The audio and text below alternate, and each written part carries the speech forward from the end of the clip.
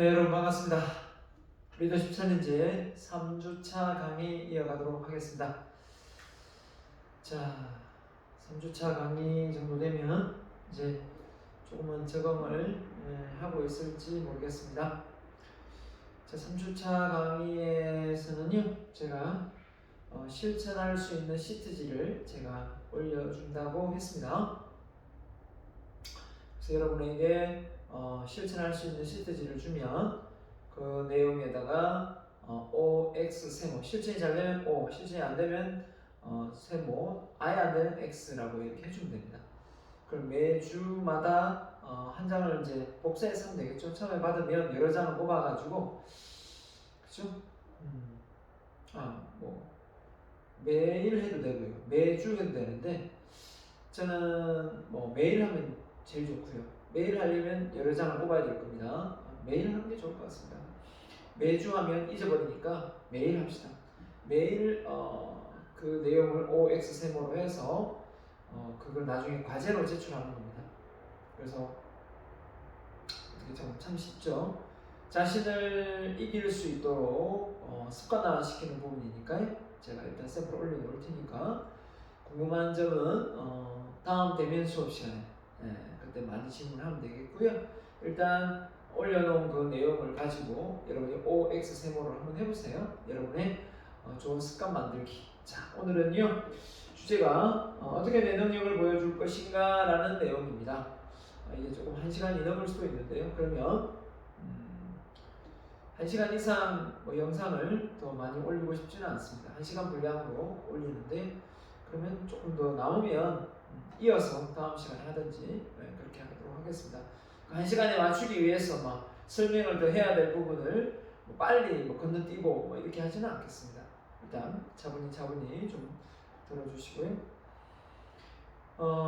여러분이 이 과목을 들으면서 이 과목, 이 리더십 챌린지 과목이 여러분의 어떤 전공을 공부하든 다른 교양 과목을 공부하든 아니면 여러분의 관심 분야를 찾든 여러분의 에너지원이 되었으면 좋겠습니다.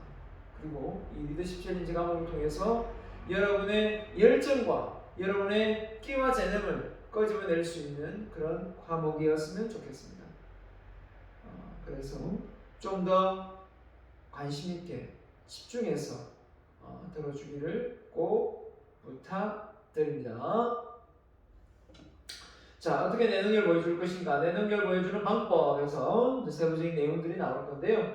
자, 우리가 사람이 타고난 재능이 있다면 그 재능을 노력을 통해서 능력을 만듭니다. 그 능력을 만들었다면 그 능력을 보여줘야 될 거 아닙니까? 쉽게 예를 들면 운전면허증을 땄는데 그래서 땄으면 운전을 해야지요. 근데 운전을 못하고 있다면 뭐가 문제일까요? 뭐가 문제일까요? 실력은 있다니까요. 실력은 있으니까 운전면허증을 주었죠. 그죠? 국가자격증을. 근데 왜 운전을 안 할까요? 저는 능력은 되지만 그 능력을 끄집어낼 만한 힘이 없다라고 말씀드리고 싶어요. 그 힘이 뭐냐? 바로 영향력이다. 리더십이라는 거죠. 그래서 아직까지 밝혀진 바로는요, 리더십의 정의를 계속해서 만들고 있는 걸로 알고 있습니다. 행복에 대한 정의도 계속해서 만들고 있는 걸로 알고 있고요. 그렇다면 평생을 공부해도 누군가가 아무리 명답이라고 정의를 내려도 또 다음 새로운 사람이 또 그 분야에 대해서 또 연구를 하고 또 새로운 명답을 내리면 계속 성장한다고 봅니다. 학문의 길이 원래 그렇죠. 정답이 없다는 거죠. 우리는 초, 중, 고등학교, 심지어 대학생까지 되었어도 정답이 있는 것처럼 무진장 노력하고 살아왔습니다. 이제는 그 틀을 깨야 됩니다. 이제는 여러분 스스로가 여러분 스스로의 능력을 끄집어낼 만한 그런 힘을 키워야 된다는 거죠. 제발 부탁합니다. 누구의 다른 사람의 말에 여러분의 인생이 놀아나는 그런 우를 범하지 않았으면 좋겠습니다. 이제는 내 스스로 내 능력을 발휘할 수 있고, 그리고 내 능력을 보여주고자 하는 열정이 샘솟는 여러분이 되어야 합니다. 그럼에도 불구하고 아직까지 나를 드러내고 내가 가지고 있는 끼와 재능을 밖으로 끄집어내는 게 오늘 힘들다면, 오늘 이 수업은 여러분에게 엄청난 에너지원이 될 것입니다. 우리는 누가 유명한 사람이 어떤 말을 했다고 해서 그 유명한 사람의 말을 전적으로 믿고 따르는 경향이 있습니다. 그러나 그 유명한 사람이 그 사람 한 사람의 아이디어에 불과하다는 사실을 우리는 알아야 됩니다. 각자의 머리에서 새로운 아이디어가 나올 수 있기 때문에 우리가 가지고 있는 끼와 재능을 밖으로 끄집어내는 것도 각자의 다양한 역량이 저는 있다고 믿습니다. 그렇기 때문에 우리가 가지고 있는 끼와 재능을 어떻게 더 많이 발휘하고 영향력을 누구에게 줄 수 있을까요? 그걸 한번 오늘 배워보자 라는 겁니다. 제가 오늘 하는 강의는 그냥 수많은 영향력 속에서 일부를 여러분에게 제가 알고 있는 바를 소개하는 겁니다. 제가 연구하고 공부하고 했기 때문에 여러분보다는 좀 많이 알기 때문에 그냥 앞서서 그냥 소개하는 겁니다. 이게 정답은 아니니까, 그렇죠? 이게 정답인 것처럼 생각은 안 해도 됩니다. 도움은 되면 되죠. 자, 그래서 여러분이 발휘하고 있는, 앞서 우리가 소개했습니다. 셀프 인성 리더십 역량을 또 발휘하면 좋겠죠. 자, 강의 오프닝, 나의 능력을 보여주기, 브랜드 전략, 자성력, 지나친 겸손에서 벗어나라, 그 다음에 말과 글쓰기 능력, 결국은 차별화 전략, 이런 것들이 내가 남들과 다르다는 것, 남들과 다른 역량을 보여줄 수 있는 부분이 아닐까 저는 생각합니다.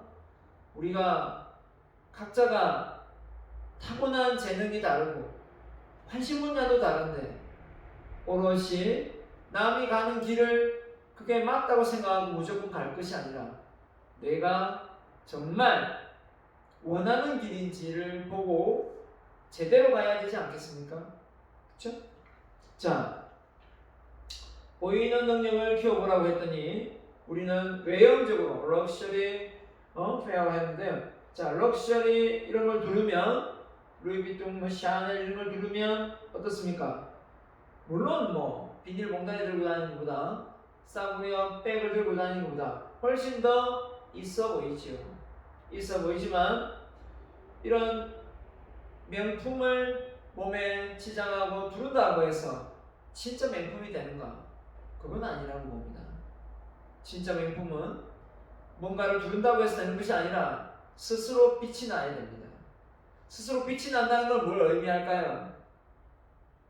저는 내면에서 뭔가 윤리적으로 도덕적으로 근면함이, 또 남들에게 롤 모델이 될 만한 많은 성품들이 비집고 나와야 좋은 영향력으로 많은 이들의 존경과 인정과 사랑을 받는 리더가 탄생한다고 봅니다.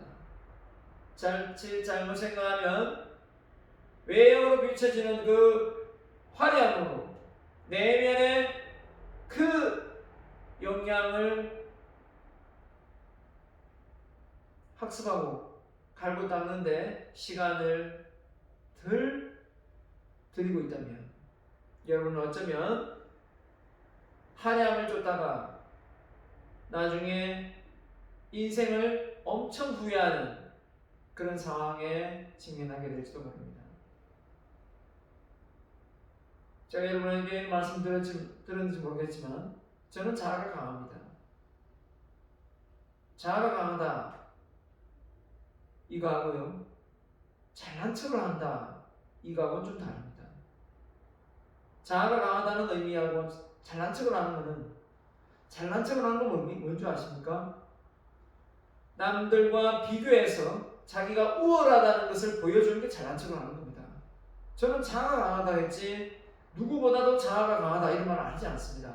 그냥 스스로가 나를 잘 이겨내고 있습니다. 그래서 자아가 강합니다. 슬럼프 이런 것을 잘 이겨냅니다. 자아가 강한 거죠. 처음부터 자아가 강했냐? 그렇지는 않습니다. 자아가 강하게 된 계기가 뭔가 생각해보면 남들과의 경쟁에서 멈췄습니다. 남들과의 경쟁에서 이겨봐야 아무 소용이 없더라는 거예요.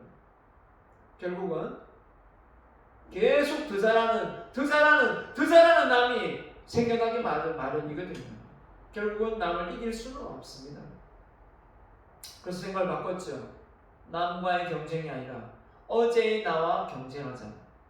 어제의 내가 실력과 능력이 부족했다면 오늘은 조금 더 실력을 더 발휘하고 게으름을 멈추고 부지런함으로 변화가 일어난다면 나는 나 자신과의 싸움에서 이기고 있는 것이다 라는 생각이 들더군요.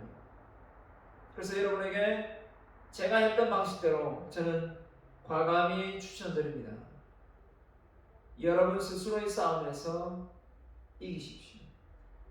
여러분의 스스로의 싸움에서 여러분 스스로가 이겼다는 생각을 할 수 있도록 게으름에서 또는 하기 싫지만 해야 되는 일을 미루지 말고 바로바로 실천해 보세요.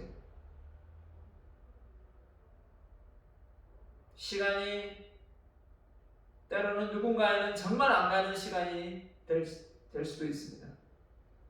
하지만 시한부 인생을 사는 사람들에게는 그 시간이 정말 빨리 갑니다.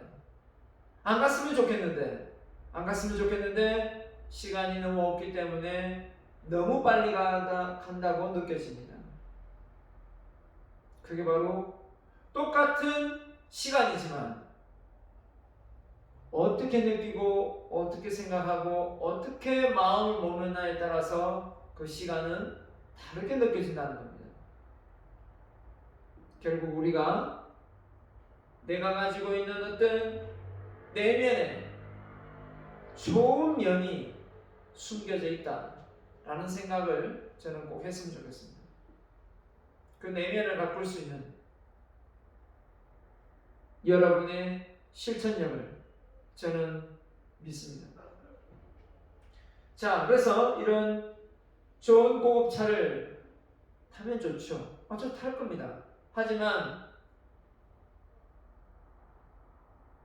내면의 아름다움을, 내면의 인성, 윤리적 도덕성을 저버리면서 저는 차는 타고 싶지 않습니다.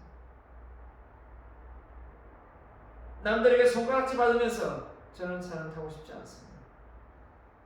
인정과 존경을 받으면서 타고 싶습니다.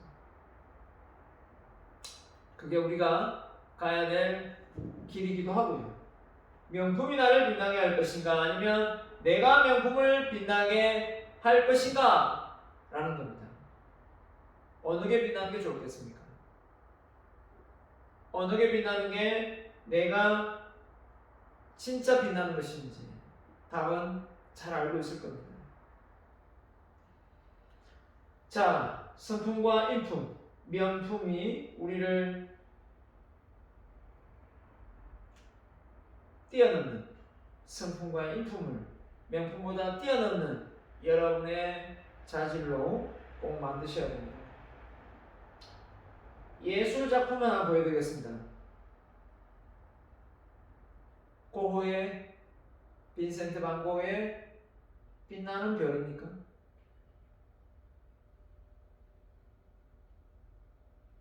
자, 이런 작품에 지금 뭐가 좀 빠진 것 같습니까? 이 작품이 좀 더 그럴듯하게 보이게끔 만들어 볼까요? 바로 액자입니다. 액자를 둘렀더니 그림이 훨씬 더 고급스러워 보이고 있어 보입니다. 근데 사람으로 비유한다면 성품과 인품이 안 된 사람에게 치장만 한다고 해서 그 사람이 돋보일까요? 돋보이긴 하겠습니다. 하지만 많은 주변 사람들은 다 알고 있습니다.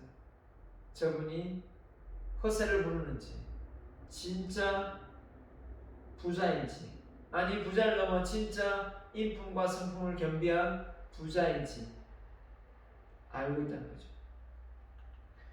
자, 그래서 우리는 이런 프레임워크를 통해서 그 그림값이 올라간다면 우리가 갖춰야 될 이 액자는 무엇인가 한번 생각해 보자는 거죠. 단지 화려하게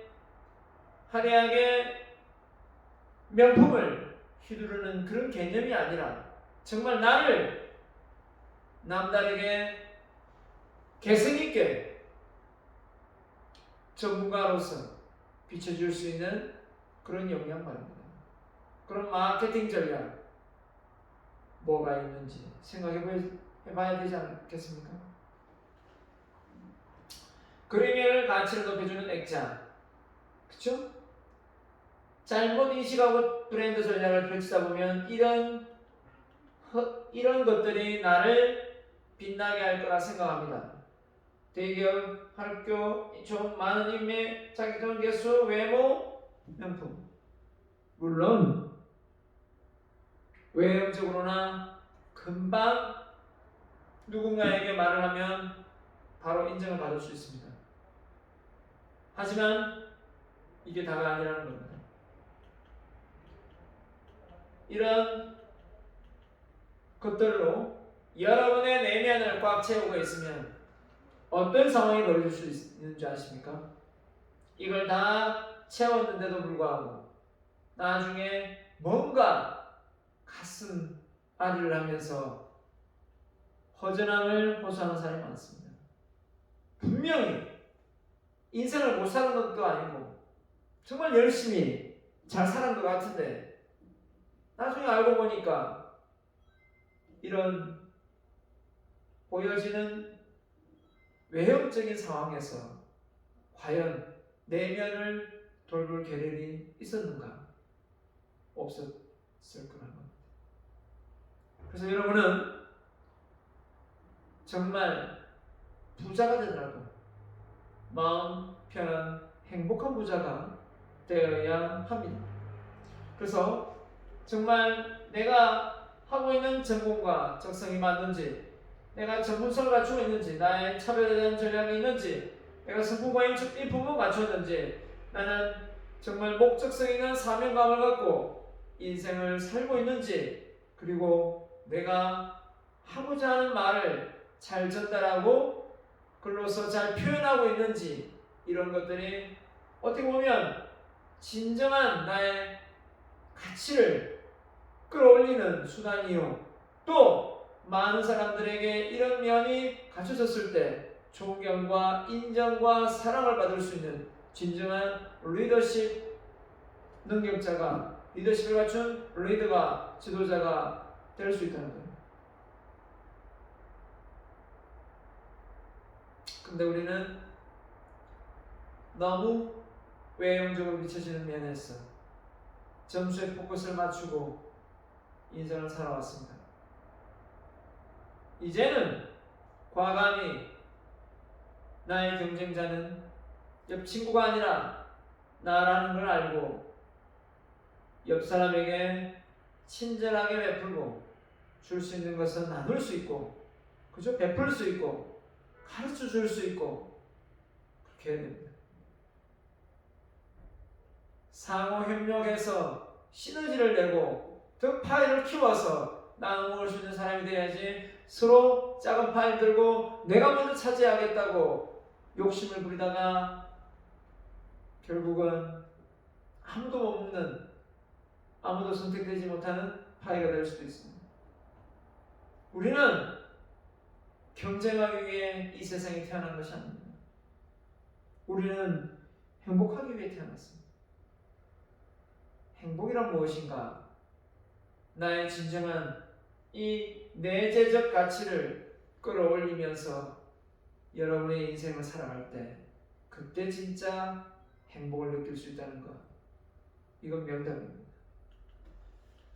그래서 여러분 머릿속에 좋은 아이디어, 사회적 공헌활동, 나눔, 배려, 헌신, 더 나아가서 기부까지 한다면 정말 부자 중에 행복한 부자, 존경받는 부자, 사랑받는 부자, 인정받는 부자로 성장할 수 있다는 겁니다. 리더로 길을 가르쳐주고 있습니다. 제가. 근데 나중에 그 길을 들어서지 못하고 후회하지 말고요. 지금 내가 좀 남들보다 더디 가더라도 그 제대로 된 길을 갈 수 있어야 됩니다. 앞서 많은 사람들이 부조리를 일으키고 윤리적으로 도덕적 어긋난 그런 길을 갔다고 해서 나도 똑같이 그런 사람이 되려고 해서는 안 됩니다. 아닌 건 아닌 겁니다. 노라고 할 수 있어야 됩니다.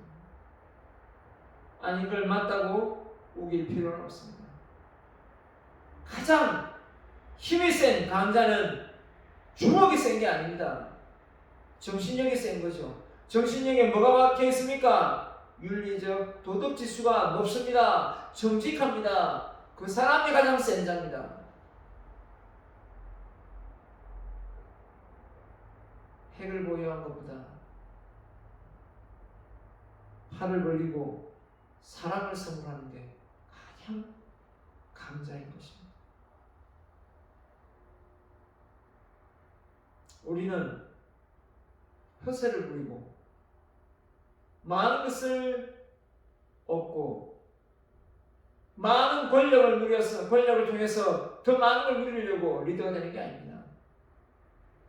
리더는 나를 통해서 주변 사람들이 더 편해지고 더 많은 혜택이 갈 수 있는 그런 헌신할 수 있는 양보할 수 있는 배려할 수 있는 봉사할 수 있는 마음에서 싹이 트여야 됩니다. 그럼 우리나라의 정치인들의 그 월급이 대통령의 월급이 중요한 게 아닙니다. 진정한 대통령은 자기 월급을 사회에 환원하는 사람입니다. 대통령은 임기가 끝나면 연금이 나옵니다. 그 정도로 잘 되어 있습니다. 그렇다면 그런 리더가 왜 우리나라에 나오지 않는 것인가? 나올 때 됐습니다. 이제 나올 거라 생각합니다. 정말 아시아의 용을 대표해서 이끌어줄 리더가 전 나올 거라 생각합니다. 자, 이 나라가 나에게 무엇을 해주었는가를 바라지 말고 내가 이 나라를 위해서 무엇을 할 수 있을까를 고민하자. 정말 명답 아닙니까? 엄마가 나한테, 아빠가 나한테 뭐 해줬는데? 하면서 철없이 달려드는 청소년이 있습니다. 심지어 대학생도 이런 학생 많습니다. 해준 게 뭐가 있는데 아무것도 해줄 게 없어서요. 나를 낳아준 거, 길러준 거, 안 굶기고 배 쫄쫄 벌리지 않고 키워준 거, 그 아무나 할 수 있는 게 아닙니다. 그런 고마움도 모르면 안 되는 거죠.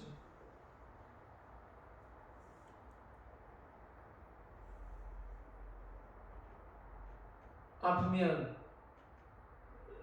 밤새워 간호하고 아껴서 학원비 내고, 그게 바로 부모입니다. 여러분이 부모를 섬기지 못하는 그 마인드가 나라를 섬긴다고요? 절대 안 됩니다. 집에 부모님에게 먼저 점수를 따세요. 바깥에 나가서 여자친구, 남자친구한테 점수 딸 생각하지 말고 집에 있는 동생한테, 언니, 오빠한테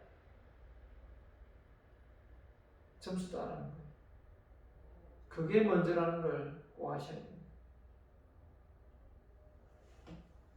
자, 자기 실현적 예언입니다. 뭘 말까요? 뭔가 내가 되고자 하는 걸 말로 자기 암시라는 겁니다. 이미 된 것처럼 하는 것은 우리는 화근이라 말을 하고, 되고 싶다고 말하는 건 자기 암시라고 합니다. 자기 암시에 가까운 말입니다. 제가 이루고 싶은 목표들입니다. 누가 보면 코웃음을 칠 수도 있고 콧방귀를 낄 수도 있습니다. 나는 세계 최고의 대중 연설가가 될 것이다. 100권의 책을 써서 10권의 베스트셀러 작가가 될 것이다. 100을 벌어서 10을 기부할 것이다. 인성교육 전문가가 될 것이다. 인성교육 교과서를 집필할 것이다. 역사적 인물이 될 것이다. 라는 목표로 인생을 살아가고 있습니다. 전혀 모르는 사람이 내 묘자리에 꽃 한 송이 놓고 갈 수 있는 인물 한번 돼보고 싶습니다. 이런 목표가 언제부턴가 세워지고 나서는 밤에 잠이 잘 안 오더라고요. 잠이 없어서 잠이 안 오는 게 아니고 어떻게 이 꿈을 이룰까 라는 생각 때문에 잠이 안 왔습니다. 때로는 내가 너무 목표가 큰가, 내가 미친 거 아닌가, 진짜 꿈에 미쳤나 라는 생각도 해봤습니다. 근데 이룬 건 아니지만 이뤄가고 있다고 생각하니까 너무 나 자신이 행복하다는 걸 느꼈습니다. 그때 알았죠. 우리가 많은 잡념과 이런 잡생각에 미치는 것이 아니라 내가 원하는 꿈에 미치면, 집중과 몰입을 하면 행복해지는구나 라는 것입니다. 그래서 저는 여러분에게 강력하게 추천드립니다. 여러분이 원하는 그 꿈에 한번 미쳐보세요. 그 꿈이 단지 여러분만 잘 먹고 잘 살자가 아니라 여러분이 이룬 꿈이 많은 사람들에게 좋은 영향력을 줄 수 있는 그런 꿈으로 한번 바꿔보세요. 그러면 저처럼 아마 생기가 솟고 열정이 솟고 수많은 잡념이 눈 녹듯이 사라지면서 내가 원하는 곳에 집중, 그리고 많은 어려운 문제들이 해결할 그런 해결책까지도 하나 둘씩 생각나게 될 것입니다. 제가 해봤기 때문에 저는 여러분의 자신이 있습니다. 한번 해보세요. 좀 더 자신의 가치를 높이 보고 큰 꿈을 꿔서 이뤄보라는 겁니다. 된다고 가정하에 확인을 해보라는 겁니다. 나는 될 것이다 아니라 나는 세계 최고의 대중 연설가다. 나는 100권의 책을 쓰는 10권의 베스트셀러 작가다. 나는 100을 벌어서 10을 기부했다. 나는 인성교육 전문가다. 나는 인성교육 교과서를 집필했다. 나는 역사적 인물이다. 라고 확언을 해도 됩니다. 누구한테 피해 주는 거 없잖아요. 내가 그렇게 확언한다고 해서 여러분 피해 주는 거 있어요? 없어요. 그렇게 하다 보면 안 된다는 생각이 아니라 된다는 생각이 꽃이 피기 시작합니다. 안 된다는 문제가 봉착되면 이걸 어떻게 해결할까? 이거 누구한테 물어볼까? 그 솔루션을 찾으려고 정말 시간 투자를 하게 됩니다. 제가 예전에 박사과정 공부를 할 때 이런 적이 있습니다. 그거보다 이 얘가 낫겠군요. 제가 리더십 챌린지 과목을 가르칠 때 한 학생이 저한테 찾아왔습니다. 아니, 많은 학생이 찾아왔죠. 학교에 연구실을 두고 있을 때입니다. 지금은 제가 연구실에 따로 학교에 붙어 있지는 않지만 제가 연구실에 와서 이 리더십 챌린지 과목을 듣고 싶다고 했습니다. 그때는 정원이 140명이었습니다. 마감이 벌써 됐습니다. 한 명 찾아오고 2명 찾아오고 한 20명이 예약을 하고 갔습니다. 연락처를 적고 혹시 앞에 빠지면 좀 넣어달라고. 근데 제가 그 학생을 기억하기로는 21번째였습니다. 4학년이었습니다. 제가 과가 전기과로 알고 있습니다. 그 학생이 저한테 와서 교수님, 저도 이 과목을 진짜 듣고 싶습니다 하는데 21번째예요. 앞서 다녀간 친구들이 많으니까 빠지면 넣어줄게 라고 했습니다. 그랬더니 이렇게 많은 정정기간에 이렇게 많은 학생이 빠집니까? 그러더라고요. 그렇지는 않지만 그래도 모르니까 이왕 왔으니까 연락처 적어놓고 가라 라고 했습니다. 그랬더니 적고 갔습니다. 근데 조금 있다가 그 학생이 또 왔습니다. 그래서 또 정중히 부탁을 하는 거예요. 교수님, 저 이 과목을 꼭 좀 듣고 싶습니다. 알았다.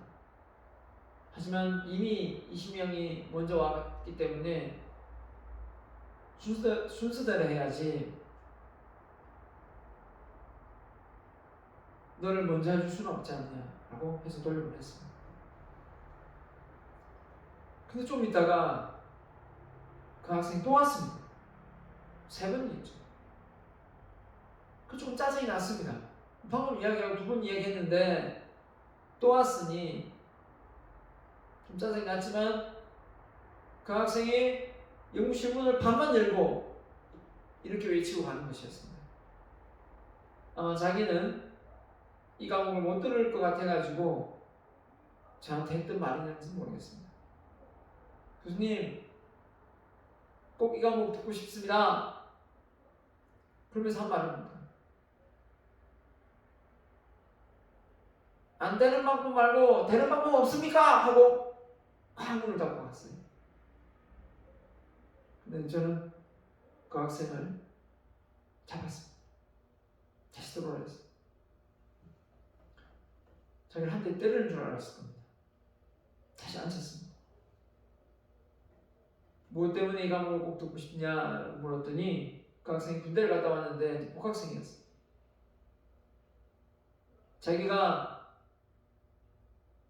군대를 갔는데 너무 리더십이 없어가지고 자기가 병장을 달았는데도 상병한테 맨날 기가 눌리고 그러더랍니다.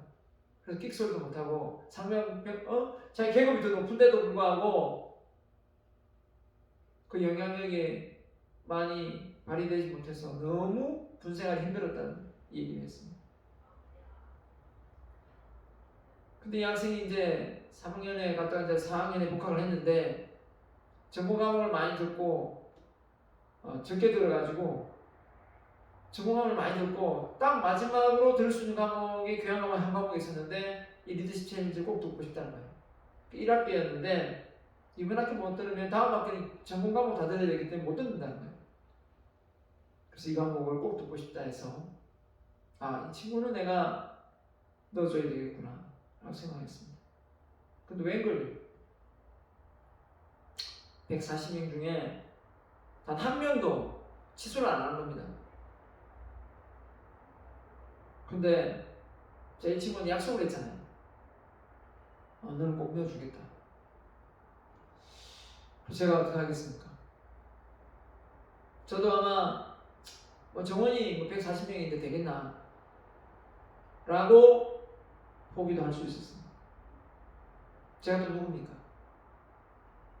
교양 담당 잘 찾았습니다. 그리고 부탁을 했습니다. 정원이 140명인데 안 되는 줄 알지만 하나 부탁을 해도 되는지 모르겠습니다만 부탁 좀 부탁해 줍시다. 이번 학기에 꼭 들어야 될 학생이 한 명 있는데 그 학생 한 명 넣어줄 수 있습니까? 라고 했더니 그쪽에서 얘기하더라고요. 규정상 140명 정원 안 되는데 교수님 무슨 일입니까?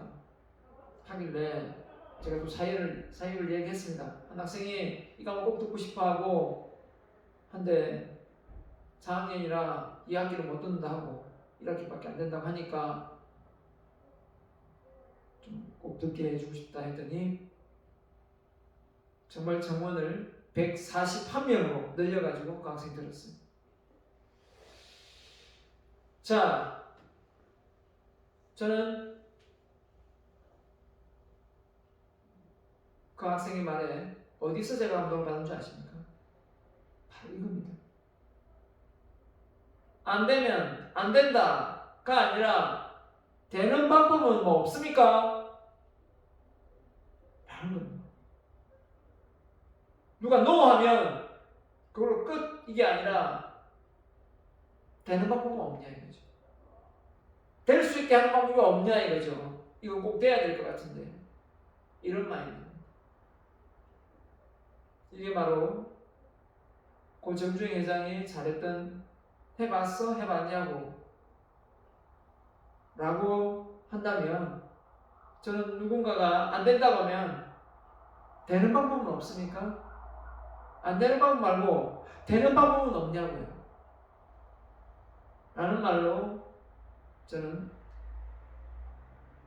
제가 유언을 남기고 싶어요. 대한민국의 인성교육이 많이 부족합니다.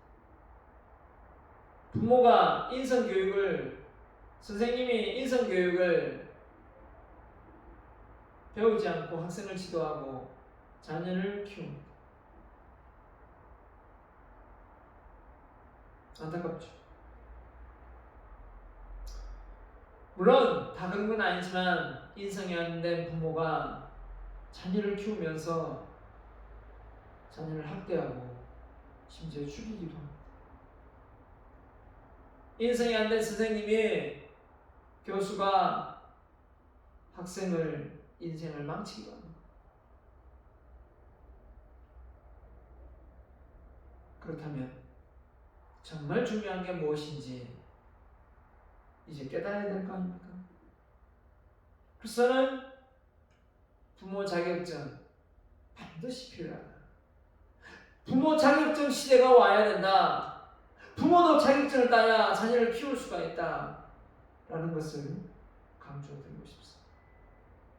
꼭 이 책이 출판사에 의해서 출간이 되지 않는다면 제 자비를 들여서라도 책을 찍어낼 겁니다.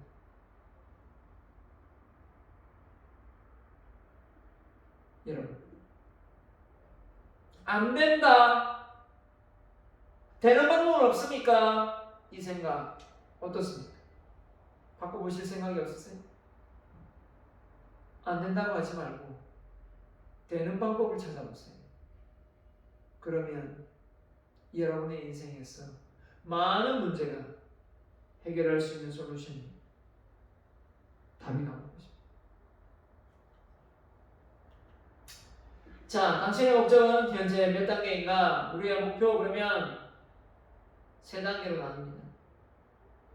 보통 사람 목표가 어떤 거냐면 개인의 성과 목표입니다. 내가 어떻게 보면 잘 먹고 잘 사는 거죠. 개인의 목표입니다. 더 이상 더도 둘도 없습니다. 어떻게 보면 내가 편해지려고, 내가 누군가에게 인정을 받으려고 하는 그런 부분입니다. 개인의 성취죠. 하지만 그 윗단계로 넘어가면 말씀드린 대로 내가 이룬 꿈이 다른 사람들한테 영향력을 줄 수 있어야 되겠다 라고 생각하면 의미와 가치 있는 목표를 세우게 됩니다. 나는 담배를 끊어야 되겠다 하는 목표는 개인의 성과지만 나는 주변 사람들에게 피해를 주지 않기 위해서 담배를 끊어야 되겠다 하면 의미와 가치 있는 목표가 됩니다. 생각하기 나름이겠지만 공공장소에서 담배를 피우지 않겠죠. 집에서 혼자 골방에서 피겠죠. 최소한 끊기 전까지. 더 나아가면 어떻게 되어 있습니까? 바로 이 탓입니다. 타인의 목표를 세웁니다. 이제 개인의 어떤 이익이 없어도 타인의 기쁨과 뭔가 변화가 있다면 헌신하고 봉사하고 나누고 베풉니다. 이런 삶이 마지막에 이어진다면 그 사람은 진짜 인생을 알차고 행복하게 잘 살다가 가는 것이라고 합니다. 그래서 끝에는 많이 돈 번 사람들이 돈에 연연하지 않고 많이 베풀고 나누고 합니다. 근데 놀라운 사실은 돈이 더 많이 모인다는 사실이에요. 와, 돈을 많이 모으려고 한 게 아닌데 오히려 나누고 베풀고 났더니 돈이 더 잘 모인다라고 합니다.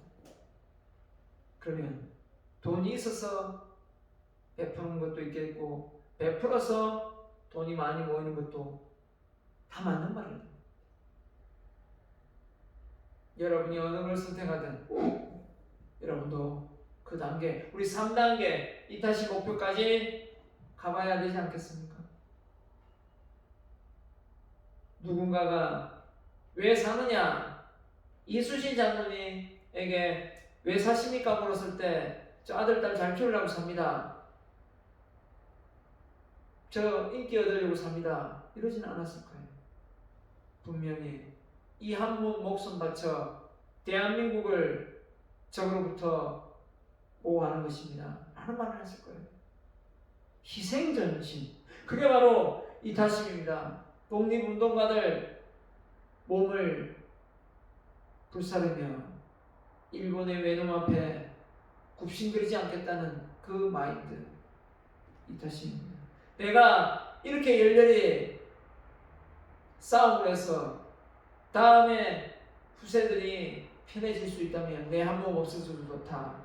그 이타심이라는 겁니다. 그 마음이 애국심이요. 그 마음이 리더다운 리더십의 모습이 아닐까 생각합니다. 진정한 행복은 이렇게 의미가치 추구를 넘어 나에게 혜택이 가는 이익이 가는 그런 삶을 사는 인생을 마무리한다는 걸 꼭 명심합니다. 그래서 그 호스피스라고 합니까? 임종을 앞둔 사람을 감하는 그런 분들이 그 일을 한 20-30년 하면서 임종 직전에 많은 사람들을 임종을 맞이하면서 가장 아쉬워하고 후회하는 게 뭐가 있을까라는 걸 알게 됐다는 거예요. 거기서 일을 하면서. 왜냐하면 이제 며칠 못 사는 상황에서 진실된 뉘우침이나 어떤 반성을 하지 않겠습니까? 가장 많이 나왔던 게 뭐였냐면요. 좀 더 나를 위해서 살 걸? 아니요. 그렇게 말하는 사람 별로 없었습니다. 좀 더 나누고 베풀 걸, 좀 더 도전할 걸, 좀 더 큰 꿈을 꾸면서 살아볼 걸, 안 되더라도 해볼 걸. 그래서 공동묘지에 가면 나는 소리가 있다고 합니다. 끌끌끌끌끌끌끌끌. 그때 그걸 했어야 되는 걸, 그죠? 해볼 걸. 왜 안 했을까? 여러분, 이런 후회를 덜하려면 여러분 이분하고 이 리더십 챌린지가 모토해서 여러분의 인생을 완전히 한번 바꿔보시기 바랍니다. 이제 대학생이 된 학생도 있을 거고요. 졸업을 앞둔 사학년도 있을 겁니다. 상관없습니다. 이제 진짜로 내 인생을 좁게 미시적으로 내 한 몸뚱아리 하나 가누기 위해서 인생을 산다. 그런 목표 삼지 마세요.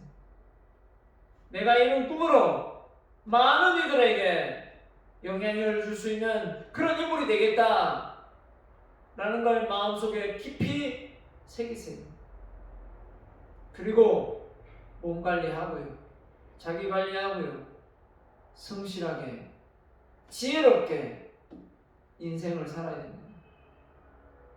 머리 쓰는 게 귀찮아서 매일 다람쥐 쳇바퀴 돌듯이 반복된 삶을 살지 마시고, 어떻게 하면 좀 더 지혜롭게, 좀 더 다른 방법으로 좀 더 성장할 수 있을까, 더 쉽게 일을 할 수 있을까, 그런 돌파구를 찾아내야 됩니다.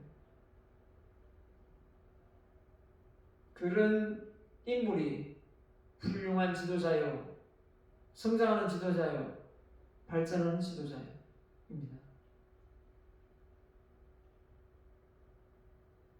안 된다는 말을 인물 중에 리더십이 제가 인물을 한 잊어보겠습니다.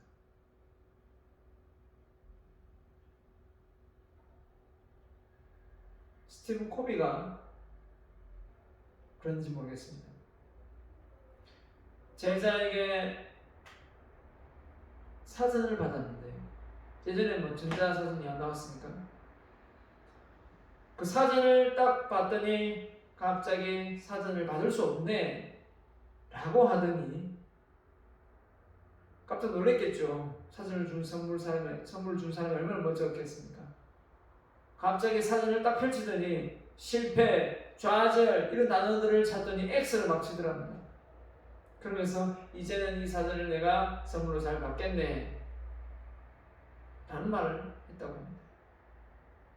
그만큼 긍정적인 마인드를 갖고 있다는 어떤 태도겠죠. 자세는 우리가 인생을 살면서 수많은 실패를 경험합니다. 그 수많은 실패가 어쩌면 내가 선택한 것이 아니라 뜻하지 않게 오는 실패도 많지만, 내가 도전하고 내가 꿈꾸는 그 목표가 크기 때문에 나에게 맞닥뜨리는 실패도 많습니다. 그런 실패는 좋은 실패입니다. 내가 선택해서 내가 힘들게 넘어지고 엎어지고 자빠지고 하는 거니까. 그런 실패를 우리는 겁내면 안 됩니다. 그런 실패를 일부러 할 필요는 없지만 도전을 통해서 그 실패를 맛봐야 됩니다. 내 한계가 어떻게 되는지를 도전해봐야만 알 수가 있거든요. 실제는 모르는 겁니다. 해봐야 하는 거죠.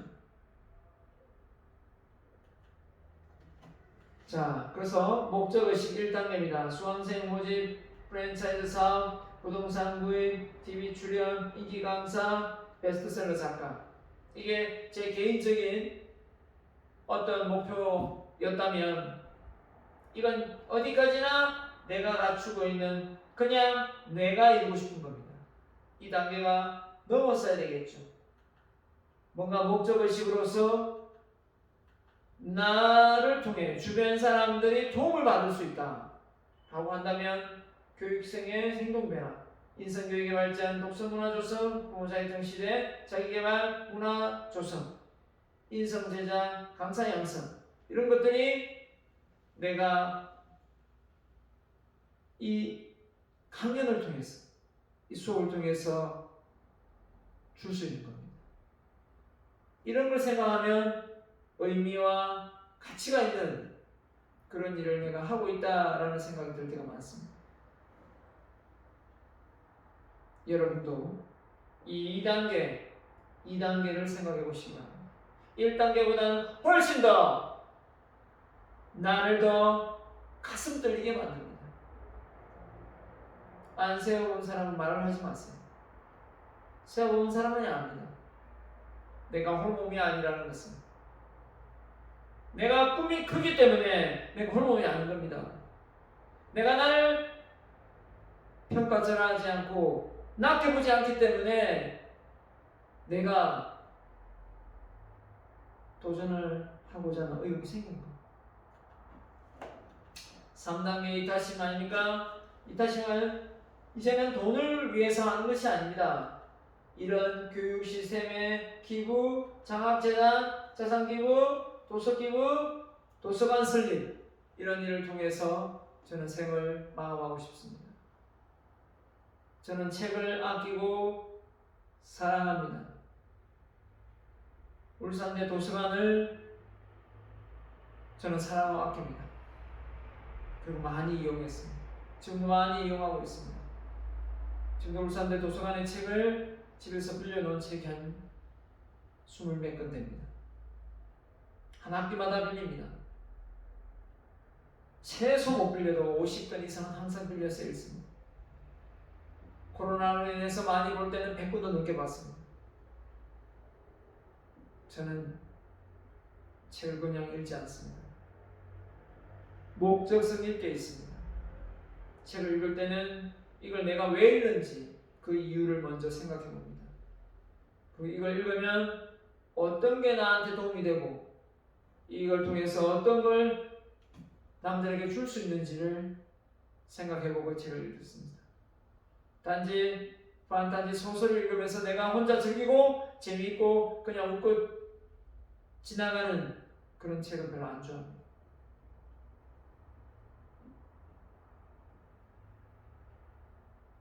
여러분이 꿈이 어떤 것이냐에 따라서 이 행동 거지가 달라집니다. 목표를 이렇게 1단계, 2단계, 3단계 나눈다는 것 자체도 아마 처음 알았을 겁니다. 한번 먼저 1단계부터 도전해 보세요. 먼저 1단계부터 여러분이 원하는 것, 여러분 순수, 자신에게 원하는 것, 나 자신을 내가 원하는 것 쓰세요. 일단 그거 달성해야죠.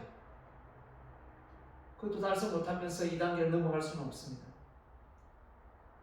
이런 사람이 있어요. 가진 것도 없으면서 대학생인데 부모에게 받은 용돈을 사회에 환원을 다하는 애가 있습니다. 그러면서 또 엄마 아빠는 손 벌리고 돈 없다 그러고. 전 그건 아니라고 봅니다. 자기가 벌어서 자기가 사회에 환원하면 모르겠는데 받은 용돈을 무작정 다 어려운 사람을 돕는다. 근데 엄마 아빠는 돈을 아끼느라 연연해서 정신이 없다. 그럼 문제가 심각한 거 아닙니까? 그때 자기는 나누고 베푼다라는 생각이 들 수 있을지 모르겠지만 제가 보기에는 자기 앞가림도 못하면서 남을 돕고 점수 따는 것밖에 보이지 않습니다. 그래서 내가 자립하지 못하고 내가 홀로 서기를 제대로 못한 상황에서 무조건 남을 많이 도우면서 자기는 거지처럼 살 필요는 없다고 생각합니다. 자기 앞가림 해가면서 충분히 남을 도울 수 있는 기회는 많습니다.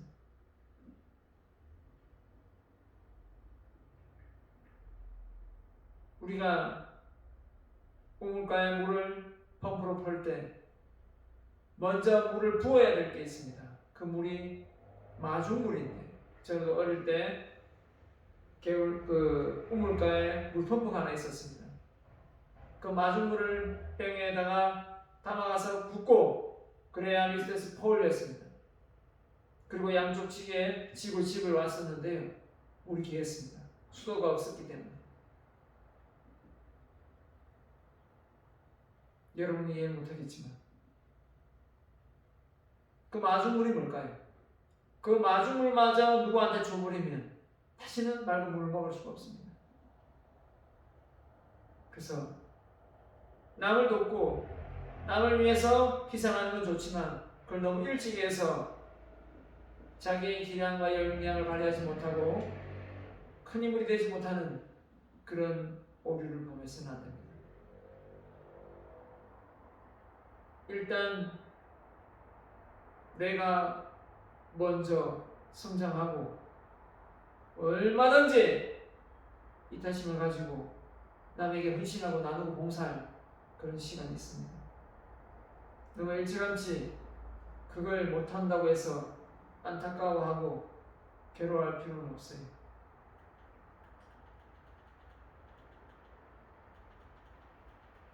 자, 지나친 겸손은 당신의 능력을 발휘하는 데 걸림돌이 된다. 우리가 너무 겸손한 나머지 뭘 해보세요? 그러면 아니요 많이 뺍니다. 진짜 배가 고픈데도 식사하셨어요? 먹었다면서 너무 겸손을 많이 뜹니다. 근데 지금 세상이 어떤 세상입니까? 겸손을 통해서 자신의 역량을 발휘하는 사람은 별로 없습니다. 이제 겸손하지 말라는 게 아니라 지나친 겸손으로 자신의 끼와 재능을 발휘하지 못하고 관 속에 묻히는 일이 없어야 한다는 것입니다. 그래서 겸손이 지나치면 뭐가 되겠습니까? 자기 파괴가 된다. 자기를 파괴한다는 겁니다. 겸손에 대한 정상입니다. 자, 여기까지 하고 마무리 지을게요. 지나친 겸손의 정상! 인사를 한번 많이 한다. 인사를 한번 깔끔하게 네 고맙습니다 하면 되는데 네 안녕하십시오 네 안녕하십시오 이걸 너무 많이 한다는 겁니다. 어서 오십시오 너무 많이 한다는 겁니다. 상대방의 칭찬에 몸둘 바를 몰라 한다. 칭찬받으면 네 고맙습니다 하고 감사히 받아들이면 되는데 우리는 칭찬을 해도 어쩔 줄을 몰라 합니다. 어쩔 줄을 몰라요. 그럴 필요가 없습니다. 자신의 장점을 잘 보여주지 못한다. 장점이 없는 사람은 어디 있겠습니까? 다 있습니다. 근데 지나치게 겸손을 뜨는 사람은 없다고 생각하는 사람 많을걸요? 넷째, 자신의 능력을 평가절하한다. 과소평가한다는 거죠. 그래서 남을 과대평가하고 자신을 과소평가하면 자기 능력이 잘 발휘되겠습니까? 안 되겠죠. 안 됩니다. 여러분 자신을 정확하게 공부해서 내가 어떤 걸 좋아하고 어떤 걸 잘하고 어떤 걸 원하는지 추구하는지 제대로 평가하세요. 뭐 모르고 우리가 눈으로 보여지는 성적, 자격증, 토익 성적 이런 걸로 자신을 평가하고 어느 출신 학교 이런 걸로서 평가해서 자신의 진짜 숨겨진 끼와 재능을 못 끄집어내는 그런 어리석은 자가 되지 않기를 바랍니다. 다섯째, 자신의 포부 미래를 당당하게 말하지 못합니다. 그냥 꿈을 물어보지도 않는데 꿈 얘기를 한다면 모르겠지만 꿈 얘기를 하라고 발표할 기회를 줘도 그걸 말을 못하는 사람이 있습니다. 멍석을 깔아줘도 자기의 역량 발휘를 못하는 거죠. 이제는 바뀌어야 합니다. 우리나라가 얼마나 겸손한 문화인지 얼마나 남 눈치를 많이 보는지 오바마 대통령이 G20 정상 서울에서 할 때 그때 기자들에게 우리나라 기자들에게 먼저 발언권을 줬습니다. 대한민국에서 서울에서 하니까 대한민국 기자에게 먼저 질문 받겠습니다. 질문하세요 했더니 한 명도 질문을 안 했습니다. 그걸 보다 못한 중국 기자가 질문을 했죠. 오바마가 난감했습니다. 나는 한국 기자에게 질문을 하는데 왜 중국 기자가 나서서 질문을 나한테 하느냐 하니까 중국 기자가 다시 한국 기자한테 물었습니다. 질문할 사람 없으면 제가 해도 되겠습니까? 그 말까지 하는데도 한 명도 나선 사람이 없었습니다. 그리고 그 일이 있고 나서 기자들이 모여서 그 영상을 보고 있을 때 또 어떤 기자가 그 기자들한테 물었습니다. 당신이 저 자리에 앉아 있었다면 미국 오바마 대통령에게 질문을 했을까요? 했더니 대부분의 기자들이 또 말하더군요. 못했을 거야.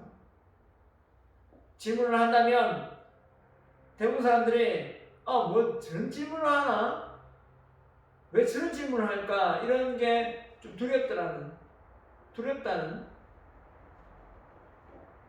그런 말을 하는 기자도 있었습니다.